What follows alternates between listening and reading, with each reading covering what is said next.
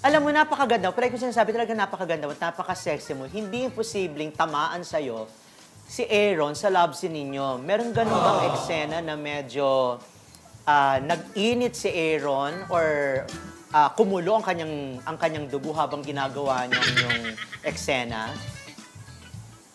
Hindi ko po alam eh. Tanong ko po siya. Ah, Alam mo yun? hindi hindi ba 'to nararamdaman? Siyempre yung klase ng paghalik, 'di ba, ng pag-touch sa katawan ng isang kapartner na sa babae, mararamdaman 'yun eh.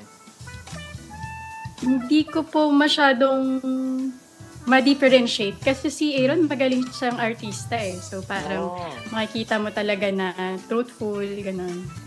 Nakikita ko yung passion niya sa ginagawa niya. So parang ang hirap mag-assume na, ano pa yung nararamdaman niya na totoo, umaarte lang siya. So, yun. Pero Hindi ko ikaw po sure. may naramdaman ka ring kilite at parang nawala ka rin sa sarili mo at talagang na-imbibe mo yung character mo, na in-enjoy mo na lang ng bonggang-bongga yung moment na yon. Yes po. Ah! Yes po. Yes. May meron akong tinamaan din ako for the first time. Joke. For the first Talaga? time. Hindi totoo yun. Totoo talaga yun. Tatamaan ka. Lalo pag very passionate yung galawan. Yes po. Anong parte doon sa love scene ninyo ni Aaron na tinamaan ka? At bakit?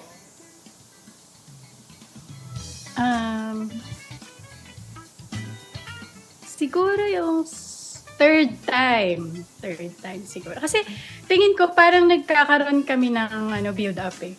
Through time. Siyempre may mga ilang days na rin. Tapos parang mararamdaman mo na, parang may iba na ako nararamdaman. May ibang nararamdaman. Kasi parang nagkakaroon na kayo ng bond and parang tinatablan ako ng konti. Ano bang ginawa si Aaron sa third scene na yun? Sa eksena ng yun at nadala ka, tinamaan ka ng konti? Slow and passionate pa rin. Hinalikan, Tapos, yung paghalik ba sa'yo?